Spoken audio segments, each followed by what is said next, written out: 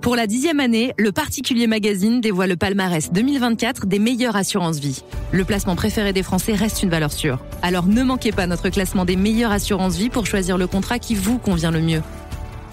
En kiosque pour seulement 5,30 € et en ligne sur boutique.leparticulier.lefigaro.fr.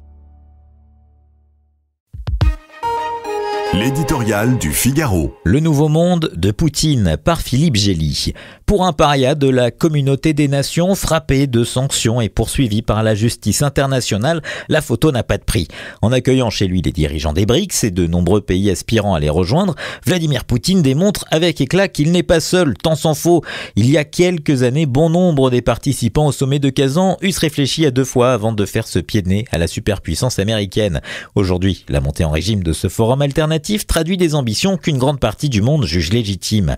S'affranchir de l'omnipotence du dollar, instrument de la domination financière et commerciale des États-Unis, mais aussi en finir avec les discours moralisateurs de démocratie qui appliquent trop souvent 2 poids 2 mesures. Rien d'étonnant à ce que ce club du Sud global ait le vent en poupe. La guerre en Ukraine a montré l'inefficacité des sanctions décrétées par un seul camp. La Chine et l'Inde absorbent désormais 80% des exportations russes d'hydrocarbures, payées pour l'essentiel en monnaie locale.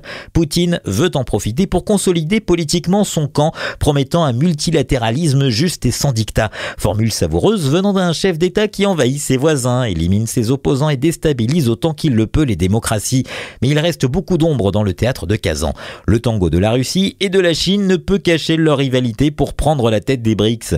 Pékin par son poids économique, Moscou par son volontarisme à fédérer tous les régimes illibéraux. L'acronyme ne forme pas une alliance, aucun traité ne lie ses membres, dont certains sont d'ailleurs en conflit, et ce n'est même pas un groupement d'intérêts. Si la dédollarisation sert ceux de Moscou, la plupart des autres souhaitent diversifier le système plutôt que le remplacer.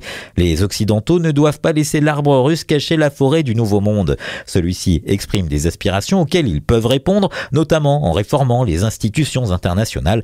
Les BRICS entendent rééquilibrer les rapports de force, pas couper les ponts, sauf à donner raison à Poutine. Pour la 10e année, le Particulier Magazine dévoile le palmarès 2024 des meilleures assurances-vie. Le placement préféré des Français reste une valeur sûre. Alors ne manquez pas notre classement des meilleures assurances-vie pour choisir le contrat qui vous convient le mieux.